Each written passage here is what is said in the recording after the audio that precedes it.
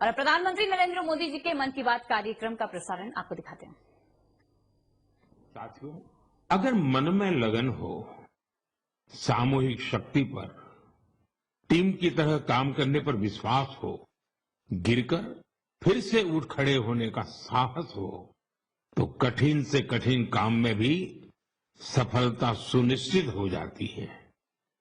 आप उस दौर की कल्पना करिए जब सैटेलाइट नहीं थी, जीपीएस सिस्टम नहीं था, नेविगेशन की कोई सुविधाएं नहीं होती थी, तब भी हमारे नाविक बड़े बड़े जहाज लेकर समंदर में निकल जाते थे और तय स्थानों पर पहुंचते थे। अब समंदर से आगे बढ़कर दुनिया के देश अंतरिक्ष की अनंत ऊंचाई को नाप रहे हैं। चुनौती वहां भी वही है, न जीपीएस सिस्टम है, न संचार की वैसी व्यवस्थाएं हैं।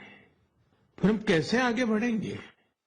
साथियों, कुछ दिनों पहले सोशल मीडिया पर एक वीडियो ने मेरा ध्यान खींचा। ये वीडियो इसरो की एक अनोखी ड्रोन प्रतियोगिता का था।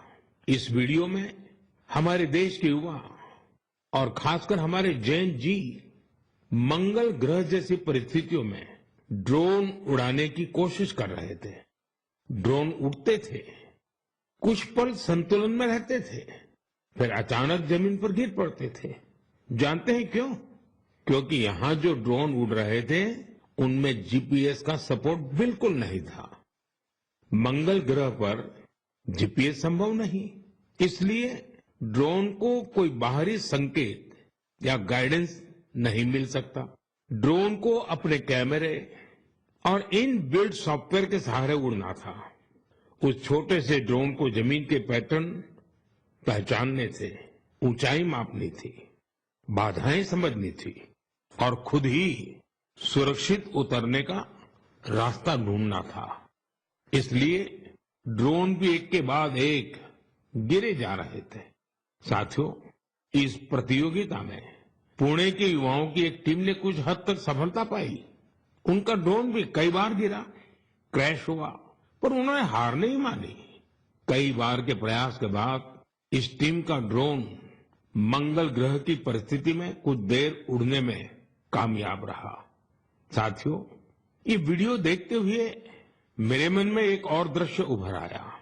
वो दिन जब चंद्रयान 2 संपर्क से बाहर हो गया था। उस दिन पूरा देश और खासकर वैज्ञानिक कुछ पल के लिए निराश हुए थे, लेकिन साथियों, असफलता ने उन्हें रोका नहीं। उसी दिन उन्होंने चंद्रयान 3 की सफलता की कहानी लिखनी शुरू कर दी। यही कारण है कि जब चंद्रयान 3 ने सफल लैंडिंग की तो वो सिर्फ एक मिशन की सफलता नहीं थी, वो तो असफलता से निकलकर बनाए गए विश्वास की सफलता थी। इस वीडियो में जो युवा दिख रहे हैं, उनकी आंखों में मुझे वही चमक दिखाई दी। हर बार जब मैं हमारे युवाओं की लगन और वैज्ञानिकों के समर्पण को देखता हूं, तो मन उत्साह से भर जाता है। युवाओं की यही लगन विकसित भारत की बहुत बड़ी शक्ति है।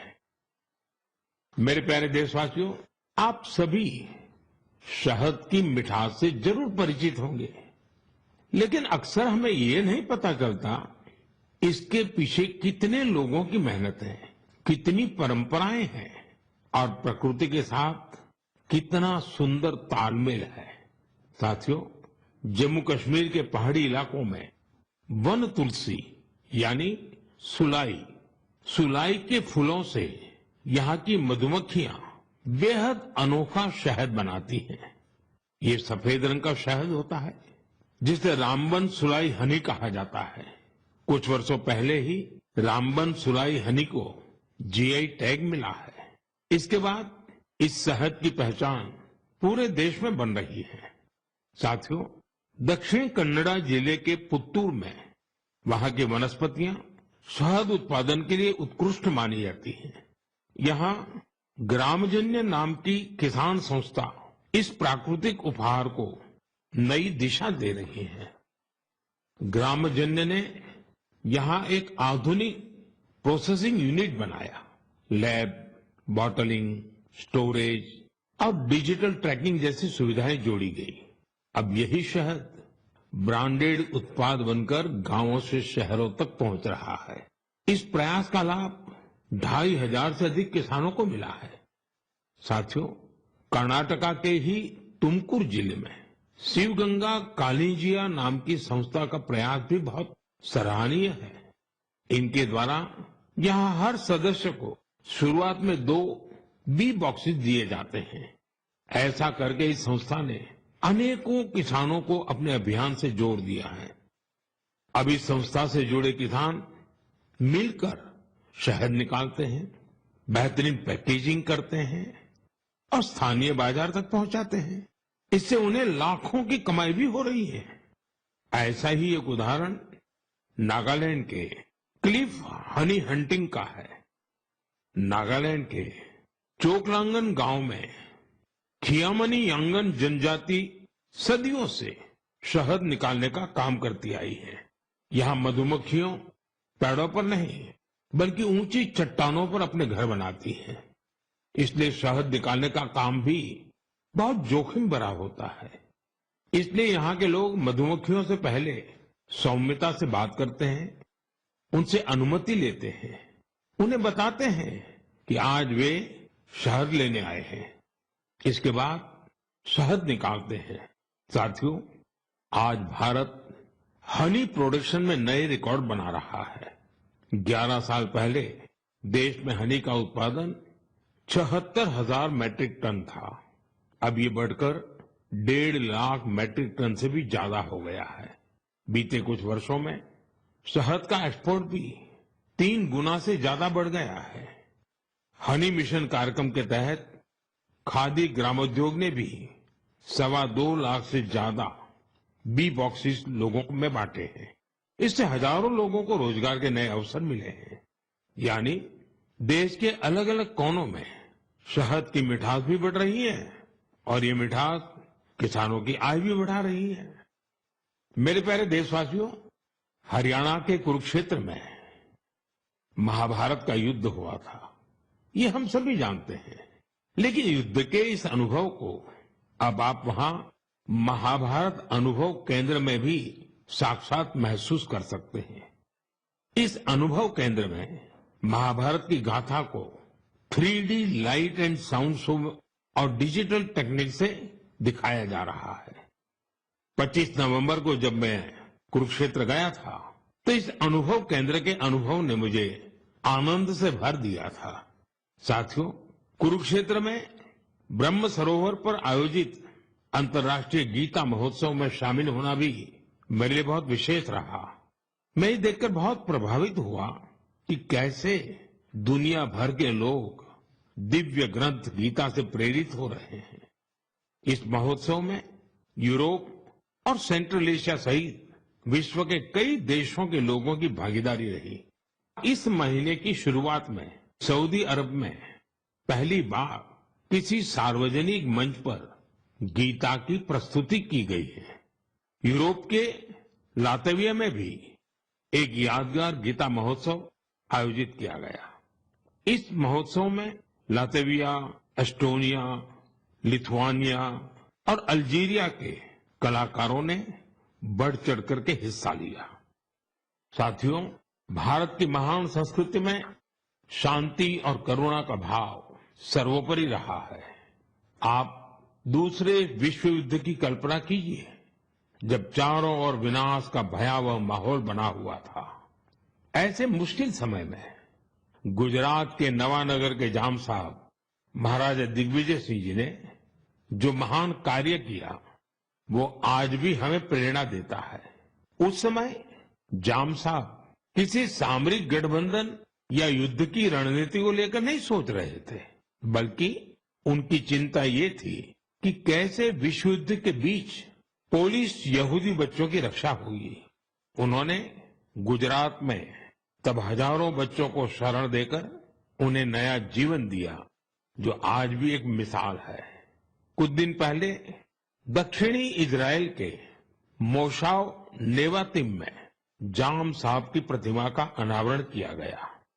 यह बहुत ही विशेष सम्मान था। पिछले वर्ष पोलैंड के वार्सो में मुझे जाम साहब के स्मारक पर श्रद्धा सुमन अर्पित करने का सौभाग्य मिला था। मेरे लिए वो क्षण अविस्मरणीय रहेगा। मेरे प्यारे देशवासियों, कुछ दिनों पहले मैं नेचुरल फार्मिंग के एक विशाल सम्मेलन में हिस्सा लेने कोयम्बटूर गया था। दक्षिण भारत में नेचुरल फार्मिंग को लेकर हो रहे प्रयासों को देखकर मैं बहुत प्रभावित हुआ।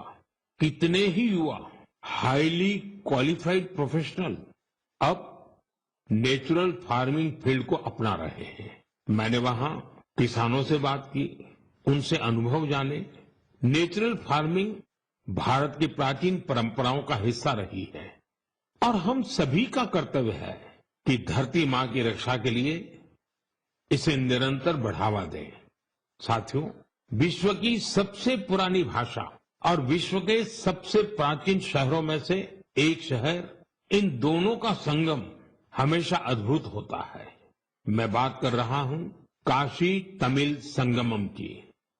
2 दिसंबर से काशी के नमो घाट पर चौथा काशी तमिल संगमम शुरू हो रहा है। इस बार के काशी तमिल संगमम की थीम बहुत ही रोचक है।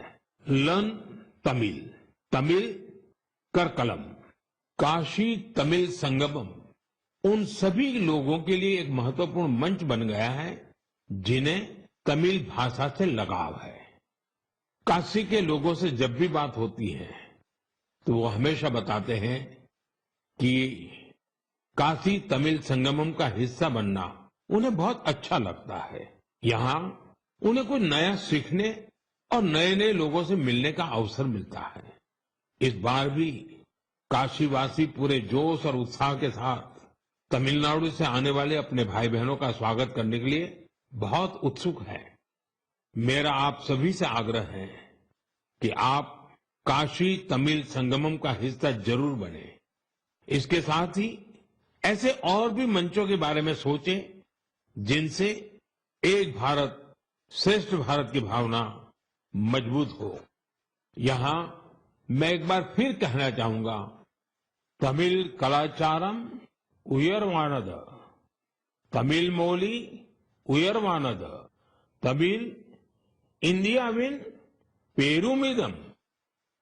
मेरे प्यारे देशवासियों, जब भारत के सुरक्षा तंत्र को मजबूती मिलती है तो हर भारतीय को गर्व होता है। पिछले हफ्ते मुंबई में आईएनएस माहे को भारतीय नौसेना में शामिल किया गया। कुछ लोगों के बीच इसके स्वदेशी डिजाइन को लेकर खूब चर्चा रही। वहीं पुडुचेरी और मालाबार कोस्ट के लोग इसके नाम से ही खुश हो गए। दरअसल इसका माहे नाम उस स्थान माहे के नाम पर रखा गया है जिसकी एक समृद्ध ऐतिहासिक विरासत रही है। केरला और तमिलनाडु के कई लोगों ने इस बात पर गौर किया कि इस युद्धपोत का क्रेस्ट, उरुमी और कलारियपट्टू की पारंपरिक लचीली तलवार की तरह दिखाई पड़ता है। ये हम सबके लिए गर्व की बात है कि हमारी नौसेना बहुत ही तेजी से आत्मनिर्भरता की ओर कदम बढ़ा रही है। 4 दिसंबर को हम नौसेना दिवस भी मनाने जा रहे हैं। ये अवसर हमारे सैनिकों के अदम्य साहस और पराक्रम को सम्मान देने का एक खास दिन है। साथियों, जो लोग नेवी से जुड़े टूरिज्म में रुचि रखते हैं, उनके लिए हमारे देश में बहुत सी जगह हैं जहां जाकर उन्हें बहुत कुछ सीखने को मिलेगा। देश के पश्चिमी तट पर गुजरात के सोमनाथ के पास एक जिला है दीव। दीव में आईएनएस खुखरी को समर्पित खुखरी मेमोरियल एंड म्यूजियम है। वहीं गोवा में नेवल एविएशन म्यूजियम है जो एशिया में अपनी तरह का अनूठा संग्रहालय है। फोर्ट कोची के आईएनएस द्रोणाचार्य में इंडियन नेवल मैरीटाइम म्यूजियम है। यहां हमारे देश की मैरीटाइम हिस्ट्री और इंडियन नेवी के इवोल्यूशन को देखा जा सकता है। श्री विजयपुरम, जिसे पहले पोर्ट ब्लेयर कहा जाता था, वहां समुद्री का नेवल मरीन म्यूजियम उस क्षेत्र के समृद्ध इतिहास को सामने लाने के लिए जाना जाता है। कारवार के रविन्द्रनाथ टैगोर बीच पर वॉरशिप म्यूजियम में मिसाइलों और हथियारों की रिप्लिका रखी गई है। विशाखापट्टनम में भी एक सबमरीन, हेलीकॉप्टर और एयरक्राफ्ट म्यूजियम है जो इंडियन नेवी से जुड़ा है। मैं आप सभी से, विशेषकर मिलिट्री हिस्ट्री में रुचि रखने वाले लोगों से आग्रह करता हूं कि आप इन म्यूजियम्स को देखने जरूर जाएं। मेरे प्यारे देशवासियों, सर्दियां आ गई हैं और साथ ही सर्दियों से जुड़े टूरिज्म का भी समय आ गया है। दुनिया के कई देशों ने सर्दियों में होने वाले टूरिज्म को, विंटर टूरिज्म को अपनी अर्थव्यवस्था का बहुत बड़ा आधार बना दिया है। अनेक देशों में दुनिया के सबसे सफल विंटर फेस्टिवल और विंटर स्पोर्ट्स मॉडल है। इन देशों ने skiing, snowboarding, snow trekking, ice climbing और फैमिली स्नो पार्क जैसे अनुभवों को अपनी पहचान बनाया है। इन्होंने अपने विंटर फेस्टिवल्स को भी वैश्विक आकर्षण में बदला है। साथियों, हमारे देश में भी विंटर टूरिज्म की हर क्षमता मौजूद है। हमारे पास पहाड़ भी हैं, संस्कृति भी है और एडवेंचर की असीम संभावनाएं भी हैं। मुझे खुशी है, इन दिनों उत्तराखंड का विंटर टूरिज्म लोगों को बहुत आकर्षित कर रहा है। सर्दियों के मौसम में औली, मुनस्यारी, चोपटा और डेहरा जैसी जगहें खूब पॉपुलर हो रही हैं। अभी कुछ सप्ताह पहले पिथौरागढ़ जिले में 14,500 फुट से अधिक की ऊंचाई पर आदि कैलाश में राज्य की पहली high altitude ultra run marathon का आयोजन किया गया था। इसमें देश भर के 18 राज्यों से 750 से ज्यादा एथलीट्स ने हिस्सा लिया था। 60 किलोमीटर लंबी आदि कैलाश परिक्रमा रन का प्रारंभ कड़कड़ाती सर्दी में सुबह 5 बजे हुआ था। इतनी ठंड के बावजूद भी लोगों का उत्साह देखते ही बनता था। आदि कैलाश की यात्रा पर जहां 3 साल पहले तक मात्र 2000 से कम पर्यटक आते थे, अब यह संख्या भी बढ़कर 30,000 से अधिक हो गई है। साथियों, कुछ ही हफ्तों में उत्तराखंड में विंटर गेम्स का आयोजन भी होना है। देश भर के खिलाड़ी, एडवेंचर प्रेमी और खेलों से जुड़े लोग इस आयोजन को लेकर उत्साहित हैं। स्कीइंग हो या स्नोबोर्डिंग, बर्फ पर होने वाले कई खेलों की तैयारियां शुरू हो चुकी हैं। उत्तराखंड ने विंटर टूरिज्म को बढ़ाने के लिए कनेक्टिविटी और इंफ्रास्ट्रक्चर पर भी फोकस किया है। होम स्टे को लेकर नई पॉलिसी भी बनाई गई है। साथियों, सर्दियों में मेड इन इंडिया अभियान की भी अलग धूम होती है। सर्दियों की सुनहरी धूप हो, पहाड़ से उतरते कोहरे की चादर हो, डेस्टिनेशन वेडिंग के लिए पहाड़ भी अब खूब पॉपुलर हो रहे हैं। कई शादियां तो अब खास तौर पर गंगा जी के किनारे हो रही है। साथियों, सर्दियों के इन दिनों में हिमालय की वादियां एक ऐसे अनुभव का हिस्सा बन जाती हैं जो जीवन भर साथ रहता है। अगर आप इस सर्दी में कहीं जाने का विचार कर रहे हैं तो हिमालय की वादियों का विकल्प जरूर रखिएगा। साथियों, कुछ हफ्ते पहले मैं भूटान गया था।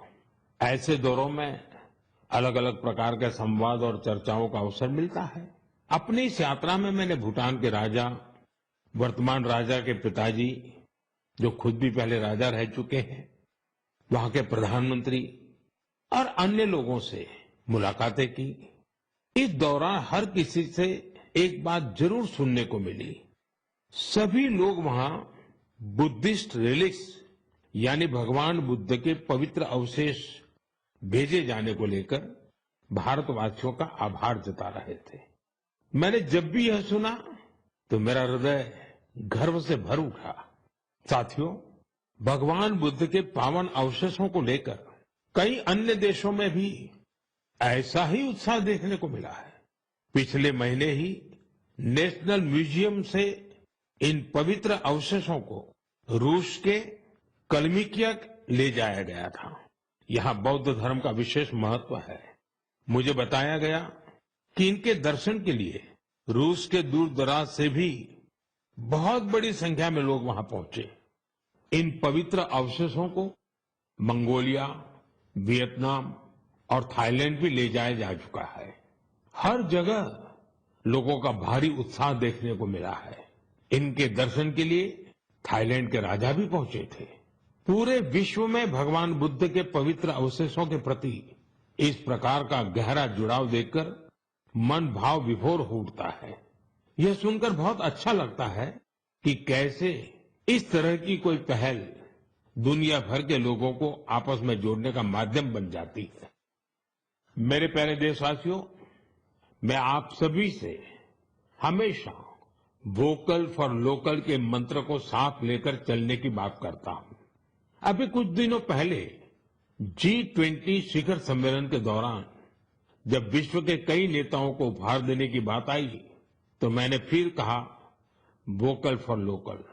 मैंने देशवासियों की ओर से विश्व के नेताओं को जो उपहार भेंट किए उसमें इस भावना का विशेष ध्यान रखा गया।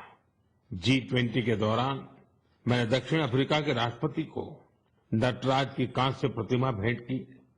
ये तमिलनाडु के तंजावुर की सांस्कृतिक विरासत से जुड़ी चौलकालीन शिल्पकला का अद्भुत उदाहरण है।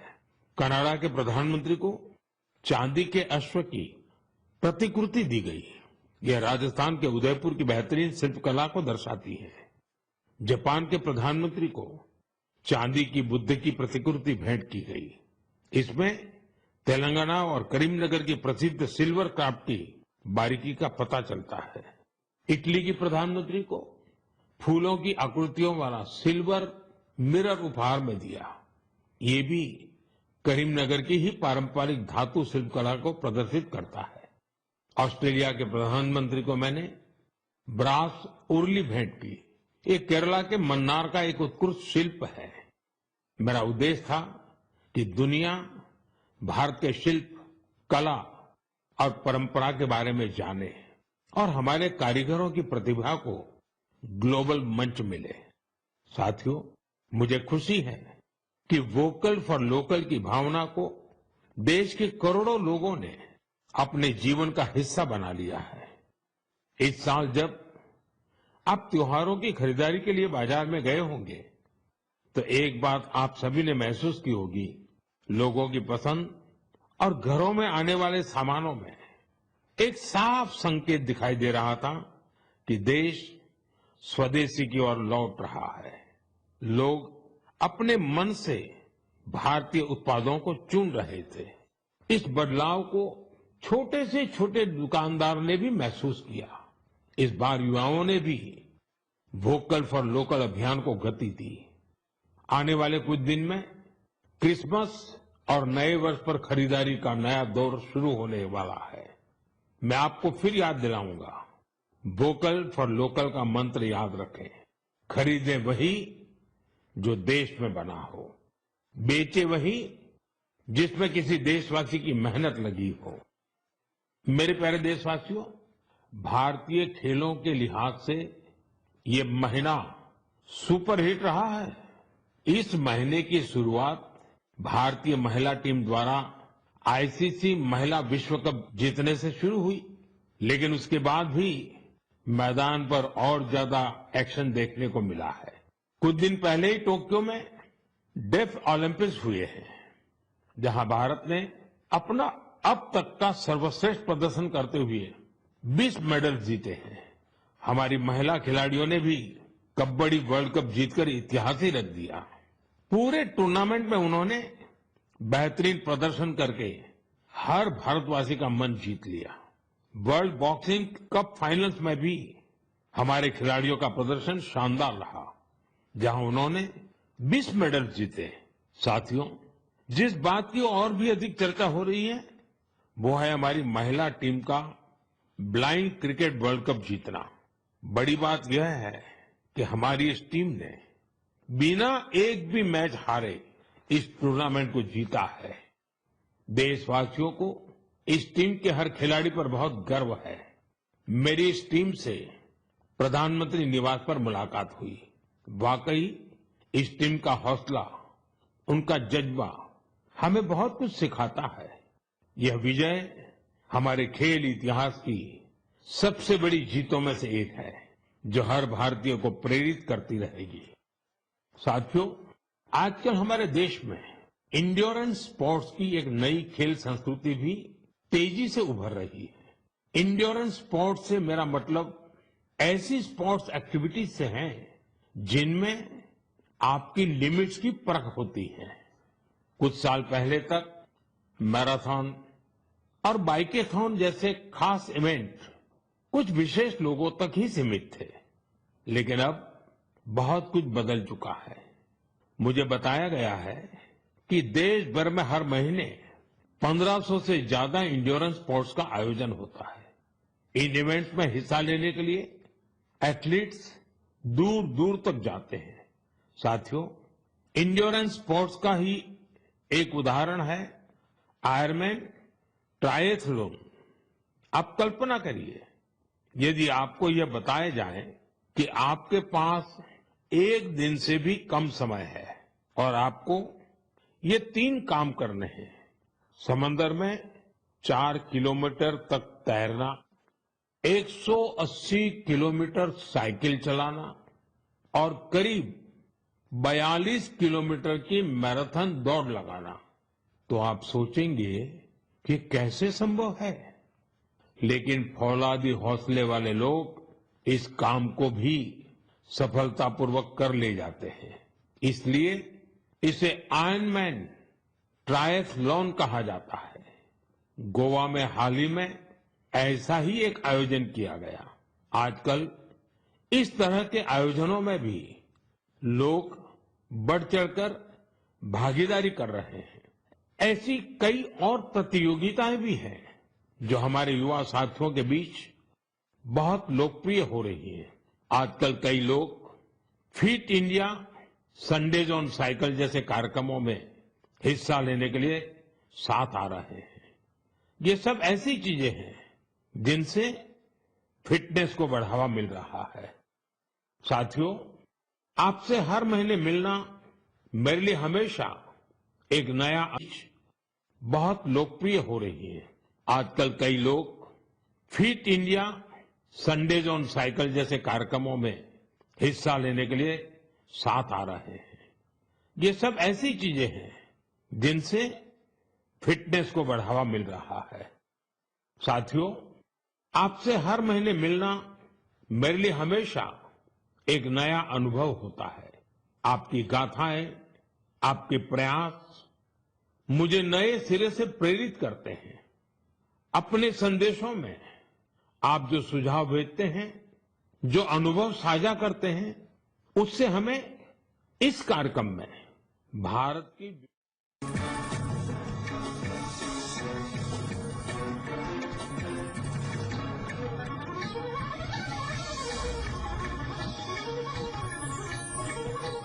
लाइट एंड साउंड शो और डिजिटल टेक्निक से दिखाया जा रहा है। 25 नवंबर को जब मैं कुरुक्षेत्र गया था, तो इस अनुभव केंद्र के अनुभव ने मुझे आनंद से भर दिया था। साथियों, कुरुक्षेत्र में ब्रह्म सरोवर पर आयोजित अंतर्राष्ट्रीय गीता महोत्सव में शामिल होना भी मेरे लिए बहुत विशेष रहा। मैं ये देखकर बहुत प्रभावित हुआ कि कैसे दुनिया भर के लोग दिव्य ग्रंथ गीता से प्रेरित हो रहे हैं। इस महोत्सव में यूरोप और सेंट्रल एशिया सहित विश्व के कई देशों के लोगों की भागीदारी रही। इस महीने की शुरुआत में सऊदी अरब में पहली बार किसी सार्वजनिक मंच पर गीता की प्रस्तुति की गई है। यूरोप के लातविया में भी एक यादगार गीता महोत्सव आयोजित किया गया। इस महोत्सव में लातविया, एस्टोनिया, लिथुआनिया और अल्जीरिया के कलाकारों ने बढ़ चढ़ करके हिस्सा लिया। साथियों, भारत की महान संस्कृति में शांति और करुणा का भाव सर्वोपरि रहा है। आप दूसरे विश्व युद्ध की कल्पना कीजिए, जब चारों ओर विनाश का भयावह माहौल बना हुआ था। ऐसे मुश्किल समय में गुजरात के नवानगर के जाम साहब महाराजा दिग्विजय सिंह जी ने जो महान कार्य किया वो आज भी हमें प्रेरणा देता है। उस समय जाम साहब किसी सामरिक गठबंधन या युद्ध की रणनीति को लेकर नहीं सोच रहे थे।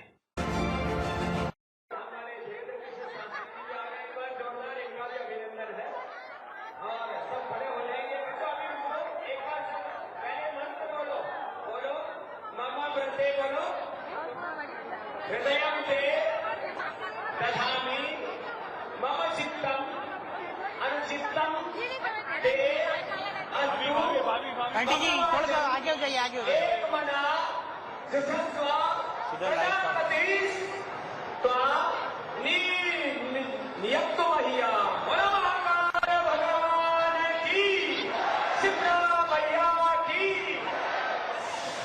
चलो बच्चों डालो, पारा डालो और फूल बरसाने ऐसा। ओम प्रयास कराने वाले परम पूज्य रिसीवर रामदेव जी महाराज साहब, इस मंच पर विराजमान भारत सरकार के मंत्री माननीय दुर्गादास उइके जी, हमारे विधानसभा अध्यक्ष माननीय नरेंद्र सिंह जी तोमर जी, सभी मंत्रीगण, उप मुख्यमंत्रीगण, हमारे धीरेन्द्र शास्त्री जी भी आ गए महाराज हमारे बीच।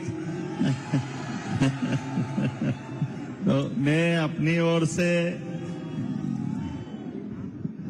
आइए महाराज जी, आइए आइए विराजे आजा, उधर एक कुर्सी लगा दो भाई, एक कुर्सी, ये कुर्सी इधर से ले लो, हाँ मेरी वाली ले लो, उधर से ले लो, हो गया हो गया, एक कुर्सी लगा दो, आइए आइए, एक कुर्सी लगा दो, उधर दे दो, ये ले लीजिए, ये आ जाएगी, ये बहुत अच्छा। मैं तो खड़ा हूं ना, मैं साहब मैं बता, बिराज आप तो बिराज, आप तो बिराज, अब बिराज बस।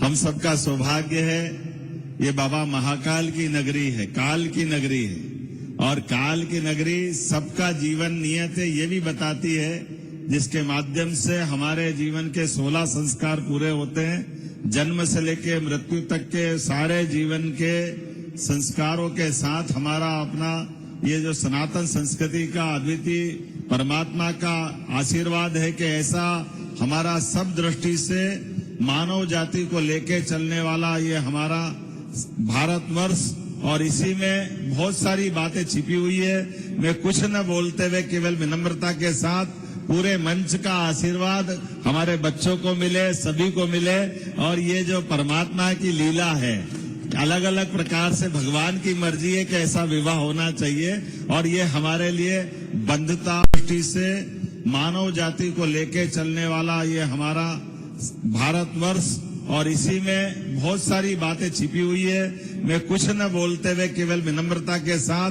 पूरे मंच का आशीर्वाद हमारे बच्चों को मिले, सभी को मिले, और ये जो परमात्मा की लीला है, अलग अलग प्रकार से भगवान की मर्जी है कि ऐसा विवाह होना चाहिए, और ये हमारे लिए बंधुता और यशस्वी प्रधानमंत्री के जो मूल भाव और स्वभाव के साथ जो वाक्य है, सबका साथ सबका विकास, सबका विश्वास सबका प्रयास, ये और सबका एक साथ ऐसा सामूहिक रूप से, तो यहाँ जो नव दंपत्ति है वो सभी समाज वर्ग से है, जिसमें हम अपने लिए गौरव की बात है। महाराज जी, हमारे में से कई ऐसे जोरदार अपने नव दंपत्ति है, एक बेटी हमारी अनुसूचित जाति वर्ग की, एक बेटा अनुसूचित जाति वर्ग का, और ये यहाँ पर कोई बड़ा नहीं, कोई छोटा नहीं, कोई वेटर है, कोई ड्राइवर है, कोई किसी प्रकार से, लेकिन हमारे लिए तो आज वो दूल्हा दुल्हन राजा महाराजा के समान है। इनका जोरदार अभिनंदन करें,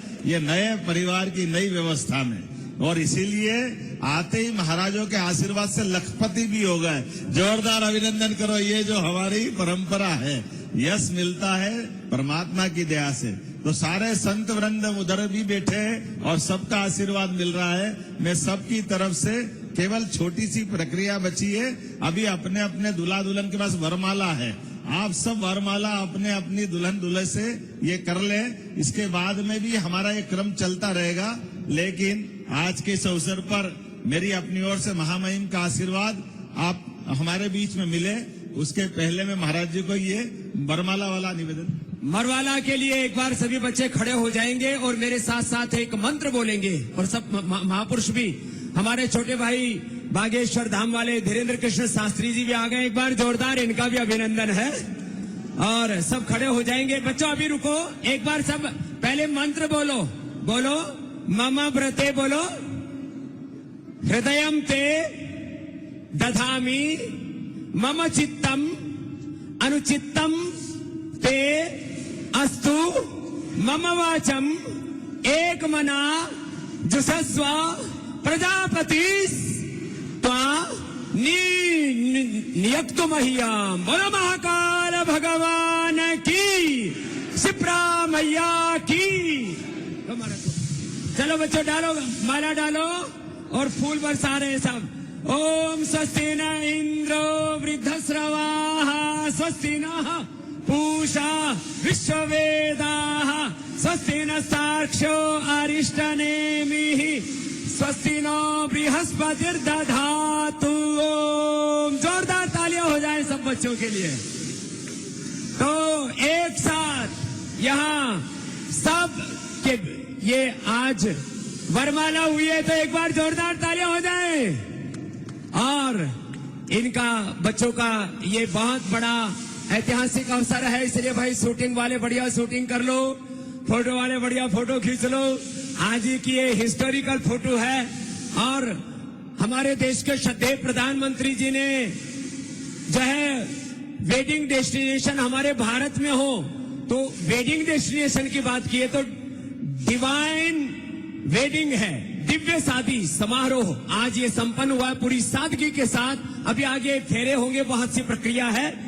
उससे पहले हमारे बैठ जाएंगे सभी, हमारे महामहिम जी का आशीर्वाद मिले। उससे पहले हमारे बागेश्वर वाले बाबा जी भी दो शब्द, हमारे धीरेन्द्र कृष्ण शास्त्री जी भी सब दंपतियों को आशीर्वाद के दें। हमारे पूज्य रविंद्रपुरी जी महाराज, हरिगिरी जी महाराज जी का आशीर्वाद पहले ही हो चुका है, सब बच्चे बैठ जाएंगे। और पूज्य हमारे बागेश्वर धाम वाले बाबा जी सबको आशीर्वाद देंगे, हमारे धीरेन्द्र कृष्ण शास्त्री जी, पूज्य बाबा जी।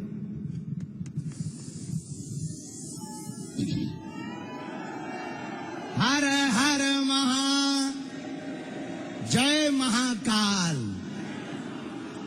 श्री सीतानाथ समारंभाम श्री रामानंदार्य मध्यमाम अस्मदाचार्य पर्यंताम वंदे श्री गुरु परंपराम वंदे जगत गुरु परंपराम।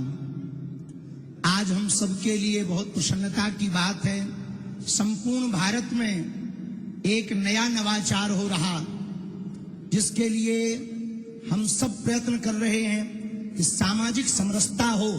उसका सबसे बड़ा संदेश हमारे अति प्रिय यशस्वी मुख्यमंत्री जी ने यहाँ पर दिया है। जोरदार ताली बजा करके साधुवाद हम सब देते हैं। इतनी सहजता के साथ इतना बड़ा संदेश यह पूज्य स्वामी जी ने तो कहा ही है, पूज्य स्वामी जी भी हैं, अखाड़ा परिषद वाले पूज्य महाराज जी भी हैं, पूज्य महाराज जी भी विराजमान है, राजपीठ के सभी लोग विराजमान है। पूरे भारत को हम एक बात कहना चाह रहे कि ये अभूतपूर्व कार्य है।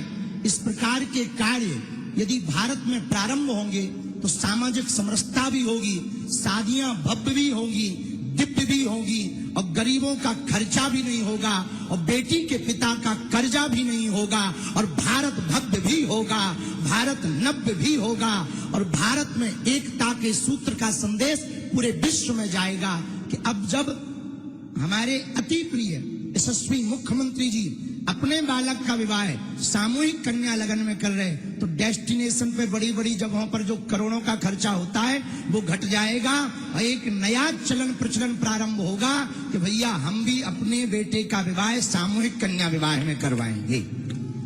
अब इसका मतलब ये नहीं कि आप कह दो गुरुजी आप भी करना। तो बहुत प्रसन्नता की बात, हम सभी जोड़, लेकिन आपका भी सामूहिक में ही करवाएंगे महाराज। पूज्य स्वामी जी तो हमें आशीर्वाद ही देते हैं, लेकिन ये बहुत अभूतपूर्व है।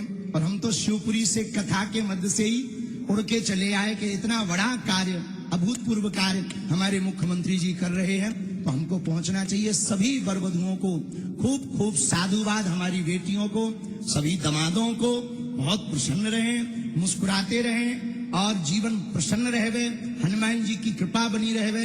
जब इतने संतों का आशीर्वाद, स्वामी जी का, अखाड़ा परिषद वाले महाराज जी का, महाकाल की नगरी है, सिप्रा का किनारा है, राजपीठ भी बैठी है, व्यासपीठ भी बैठी है, संत भी हैं, महंत भी हैं, तो निश्चित रूप से इनका जीवन तो अद्भुत होना ही है। हम सभी को पुनः पुनः धन्यवाद दे रहे हैं। बहुत ज्यादा कुछ कहना नहीं, ये नवाचार हुआ है, अभूतपूर्व कार्य हुआ है, देश के लिए सबसे बड़ा संदेश है। इससे बड़ा एकता का संदेश नहीं हो सकता। एक मंडप के नीचे मुख्यमंत्री का बेटा भी फेरे ले रहा और ड्राइवर का बेटा भी फेरे ले रहा है। एक मंडप के नीचे वो बिटिया भी है जिनके पिता की कोई सामर्थ्यता नहीं है, और एक मंडप के नीचे ऐसी भी बिटिया के जो मुख्यमंत्री की बहू बनने जा रही है, वो भी फेरे ले रही है। और जिस पदयात्रा में हमारे मुख्यमंत्री जी भी पहुंचे थे, स्वामी जी ने भी आशीर्वाद दिया था, अखाड़ा परिषद वाले महाराज जी भी पहुंचे थे, जिस पदयात्रा में हमने संकल्प दिया था कि भेदभाव की करो विदाई, हम सब हिंदू, हम सब हिंदू, हमें लगता है वो पदयात्रा में तो नारा दिया था, मुख्यमंत्री जी ने वो नारे को प्रैक्टिकल करके यहां महाकाल की नगरी में करके बता दिया। जोरदार ताली बजा करके साधुवाद हम दे रहे। सबको सीताराम, हंसते रहो, हंसाते रहो, और आज तो आप भी कम नहीं लग रहे हैं। हाँ, गजब की राई और गजब की शेरवानी। अच्छा, हमसे गलती हो गई, हम भी कुछ बढ़िया पहन के आते, पर हमें पता लगा स्वामी जी हैं तो बाबाओं वाला पहन के आ गए। ठीक है, आपको भी थोड़ी जल्दी दूल्हा बनाएंगे। पूज्य महाराज जी ने भी बहुत सारे, कितने जोड़ों का करवाया होगा अभी तक? 1375 बेटियों का विवाह पूज्य महाराज जी ने भी सामूहिक विवाह में संपन्न कराया। वो भी एक बहुत बड़ी सेवा है सनातन धर्म की। और अब 15 फरवरी को फिर से दोबारा है, और तब तक यदि बात बन जाएगी तो महाराज जी का भी साथ हम ही फेरे करवा देंगे। तो खैर, ये तो हंसी मजाक की बात थी, सीरियसली मत लेना। अभी जैसे बात कह रहे थे हमारे पूज्य धीरेन्द्र कृष्ण शास्त्री जी महाराज जी कि यहाँ राज सत्ता और धर्म सत्ता एक साथ है, और सनातन का जो मूल सिद्धांत है एकत्व मनुपश्यता, एकत्व सहस्तित्व सहनावतु सहनो भुनक्तु और परस्परम भावयन्तः श्रेयः परमवाप्स्यथ, जो श्रीमद् भगवत गीता का संदेश है वो आज यहाँ जीवंत हो रहा है। અને અમારા ખૂબ જ વાળા એવા हमारा मंगूभाई पटेल गुजरातना मुख्यमंत्री आया આવ્યા છે, અને ઘણી બધી છોકરીઓ પણ અહીંયા पटेल છે। यहाँ पर भी पटेल लिखते हैं, इधर भी पटेल है। तो एक बार जोरदार अभिनंदन हमारे राज्यपाल जी का और उनके आशीर्वाद के 2 शब्द सबके लिए। हमारे श्रद्धेय राज्यपाल जी मंगूभाई पटेल। जय महाकाल।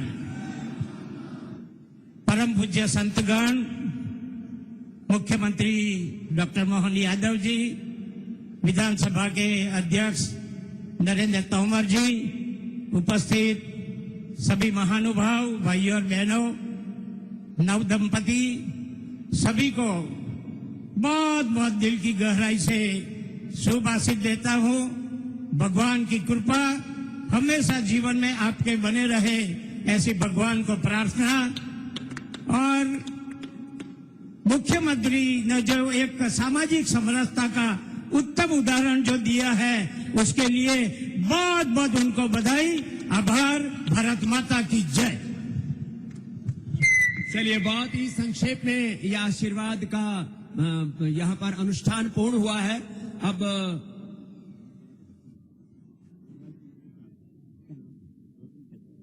हमारे परमादरणीय गौतम जी वो आभार व्यक्त करते हुए अब इस अनुष्ठान को, जो मंचीय कार्यक्रम इसको पूर्ण करेंगे, इसके बाद फेरे और मूल अनुष्ठान अभी शेष है। तो गौतम जी सबका आभार प्रकट करेंगे, हमारे प्रभारी मंत्री।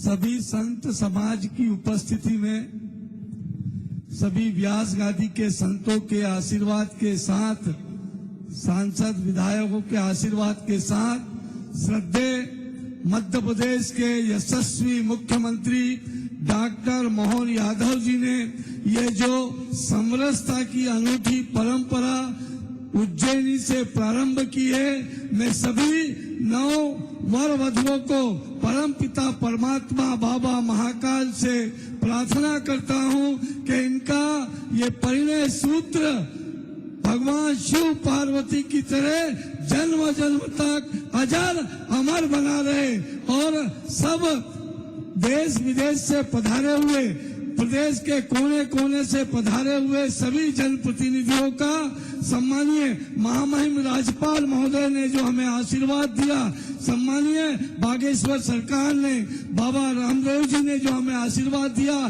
संत समाज के अध्यक्ष जी ने जो हमें आशीर्वाद दिया और इन वर वधुओं को जो आशीर्वाद दिया, जो कृपा बरसाई, उज्जैनी में कृपा बरसाई, उज्जैनी का बाबा महाकाल का सेवक होने के नाते मैं आप सबका मन की गहराइयों से स्वागत करता हूं, अभिनंदन करता हूं। बोलिए महाकाल महाराज की, नर्मदे सिप्रे महारानी की बहुत बहुत साधुवाद। तो अभी जैसे हमारे धीरेन्द्र कृष्ण शास्त्री जी ने कहा, सारे हमारे दामाद हैं और सारी हमारी बेटियां हैं। तो आज इन सबको प्रतीकात्मक रूप से हम अभी आशीर्वाद भी प्रदान कर रहे हैं। अखाड़ा परिषद से जो महाराज जी ने कहा 21 लाख रुपए इन बच्चों के सबके खाते में पहुंच जाएगा। और भी ये तो किसी को पता नहीं था, हमने सोचा आने से पहले कि बच्चों को कन्यादान जा रहे हैं तो करना ही चाहिए। फिर यहाँ आए तो पूज्य महाराज जी ने उस झोली और दादा भर दी, तो हम ये झोली बच्चों को अर्पित कर देते हैं। एक एक बच्चे के पास जाकर के थोड़ा इनकी फोटो भी हो जाएंगे। आइए मुख्यमंत्री जी, और बच्चों का आशीर्वाद भी संपन्न हो जाएगा। आइए, आओ महाराज जी, राज्यपाल जी बैठ बैठ। चलो आजा।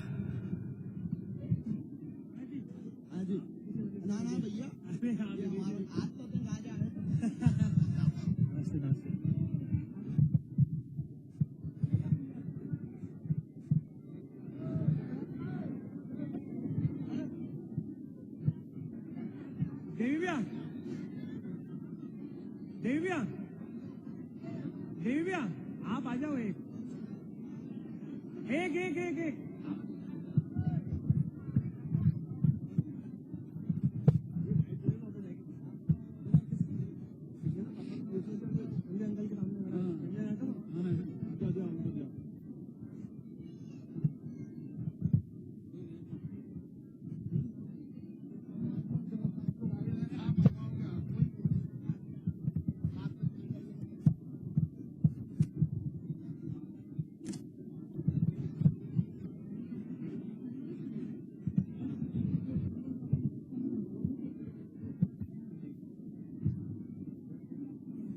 संजय जी को दे देना माइक।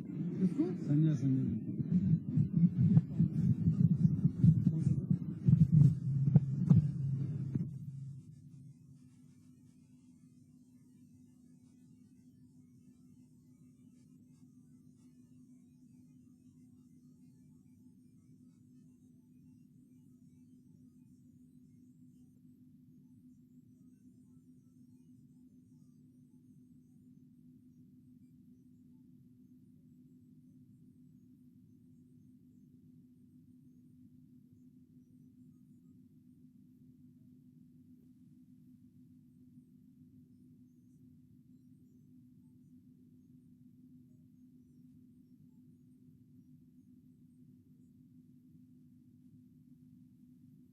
और इस समय बहुत ही भावपूर्ण माहौल और आध्यात्मिक वर्तुल इस समय पूरा बना हुआ है। मंच पर सभी संत महात्मा नव वर वधुओं को आशीर्वाद दे रहे हैं इस समय, और उनका आशीष की यह मंगल अभिलाषा सभी वर वधुओं को प्राप्त हो रही है। उनका भविष्य उज्जवल रहे, यश कीर्ति धन संपदा वैभव वो अर्जित करें, इसी आस्था विश्वास के साथ और सनातन धर्म की पताका को फहराते रहें।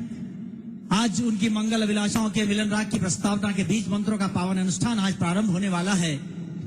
वरमाला हुई और उसके बाद सभी महनी अतिथियों के द्वारा उन्हें आशीर्वाद दिया जा रहा है, साथ ही संत महंतों के द्वारा आशीर्वाद दिया जा रहा है। यह बहुत ही बड़ी बात है जब हमारे बीच परम पूज्य धीरेन्द्र कृष्ण शास्त्री जी यहाँ पर उपस्थित हैं आशीर्वाद देने के लिए।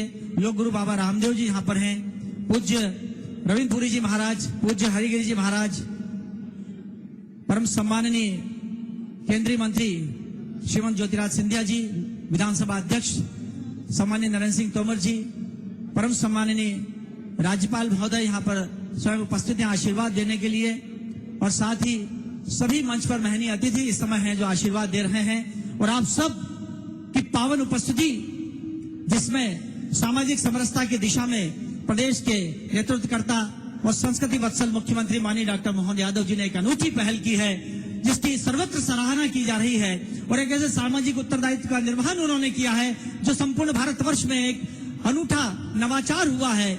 मैं चाहूंगा कि जितने भी परिजन आए हुए हैं एक बार जोरदार तालियां बजाकर माननीय मुख्यमंत्री महोदय का शीश देने के लिए उनके परिजन सहित सभी भारतवर्ष के वे महनीय संत महंत यहाँ पर उपस्थित हैं। हमारे बीच उप मुख्यमंत्री माननीय जगदीश देवड़ा जी भी आ चुके हैं, हम उनकी उपस्थिति को भी रेखांकित करते हैं, उनका स्वागत और अभिनंदन सामूहिक विवाह उत्सव समिति की ओर से करते हैं। आप सभी का भी जितने भी परिजन आए हुए हैं सभी नवयुगलों के साथ उन सबका भी अभिनंदन, और ये बहुत बड़ा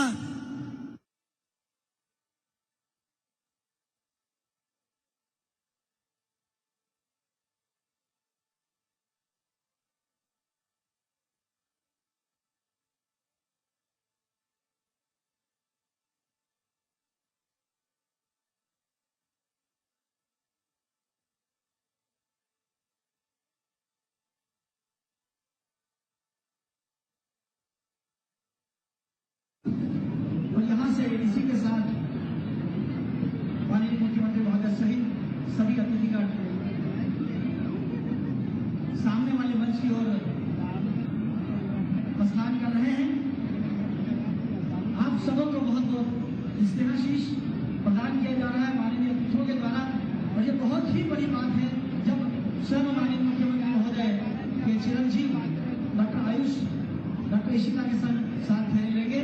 सामाजिक समरसता की दिशा में ऐसे अनुकरणीय पहल की गई है जो आने वाले दिनों में संपूर्ण भारतवर्ष में लहर बनेगी, और सनातन संस्कृति की इस धारा को और ज्यादा पुष्पित पल्लवित करने के लिए, सद्भाव से प्रभाव का वातावरण निर्मित करने के लिए माननीय डॉक्टर मोहन यादव जी ने जो पहल की है वो अपने आप में रुचि है। इस नवाचार के लिए हम जितने भी परिजन यहाँ पर आए हुए हैं उनके प्रति कृतज्ञता ज्ञापित करते हैं, आभार अभिव्यक्त करते हैं, और सभी संत महंत के साथ साथ सभी वरिष्ठ उन्हें आशीर्वाद प्रदान कर रहे हैं।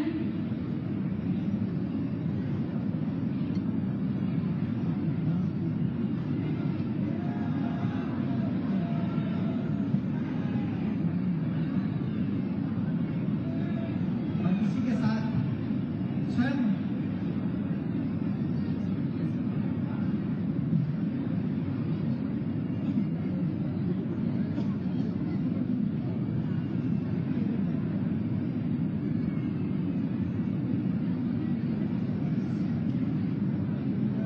डॉक्टर अभिमन्यु जो माननीय मुख्यमंत्री महोदय के लाडले चिरंजीव हैं वो डॉक्टर इशिता के साथ खड़े रहेंगे, और ये बहुत बड़ी अनुकरणीय पहल है जिसकी सर्वत्र सराहना इस समय हो रही है। स्वयं बागेश्वर धाम यहाँ पर उपस्थित हैं और बालाजी महाराज का आशीर्वाद देने के लिए एक बार जोरदार बोलिए जय श्री महाकाल। अरे इतना धीरे सुने और दूर बनाइएगा, जय श्री महाकाल। बोलिए बागेश्वर धाम की, सीता मैया की।